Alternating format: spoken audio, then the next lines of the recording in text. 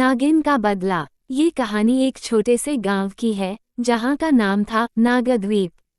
इस गांव का नाम इसलिए पड़ा क्योंकि यहाँ के जंगलों में बहुत से नाग रहते थे और गांव के लोग उनसे दूरी बनाकर रखते थे। लोगों का मानना था कि नागों को छेड़ने से बुरी शक्तियां जागृत हो जाती हैं। गांव के बाहर एक मंदिर था जिसे नाग मंदिर कहा जाता था। गांव के बुजुर्गों का कहना था कि इस मंदिर की रक्षा एक दिव्य नागिन करती है जो हर 100 साल में एक बार इंसानी रूप धारण करती है। गांव के लोग नागिन से डरते थे और कभी मंदिर के आसपास नहीं जाते थे। लेकिन एक दिन गांव के 3 युवा राजू, विनोद और श्याम मंदिर की कहानियों को अफवाह मानते हुए वहां चले गए। वहां पहुंचते ही उन्होंने मंदिर के अंदर तोड़फोड़ शुरू कर दी। उन्होंने मंदिर के अंदर रखी नाग की प्रतिमा को भी तोड़ दिया।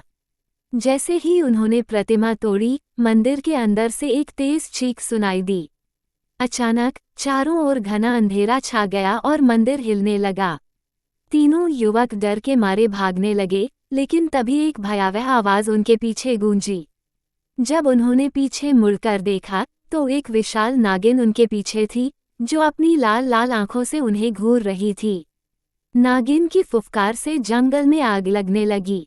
विनोद और श्याम तो तुरंत नागिन का शिकार हो गए, लेकिन राजू किसी तरह से बचकर गांव लौट आया। राजू ने गांव के लोगों को सारी घटना बताई, लेकिन तब तक बहुत देर हो चुकी थी। गांव में धीरे धीरे अजीब घटनाएं होने लगीं। रात को नागिन की फुफकार गांव के हर कोने में सुनाई देती। लोग गायब होने लगे और जिनके शव मिलते उन पर नाग के डंक के निशान होते। राजू का हाल भी खराब होता जा रहा था। उसे हर रात नागिन का सपना आता, जिसमें नागिन उसे अपनी ओर खींच रही होती।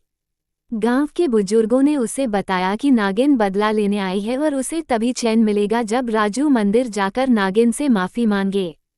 डरते डरते राजू मंदिर गया। उसने वहां नागिन से माफी मांगी और वादा किया कि वह गांव छोड़कर हमेशा के लिए चला जाएगा।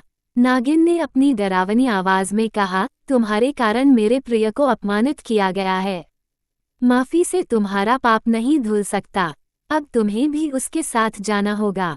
इतना कहते ही नागिन ने राजू को अपने फन में लपेट लिया और उसे जिंदा निगल लिया।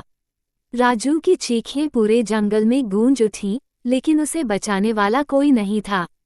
उसके बाद से गांव में नागिन की कोई खबर नहीं आई, लेकिन लोग कहते हैं कि जो भी उस मंदिर के पास गया, उसे नागिन के बदले का शिकार होना पड़ा।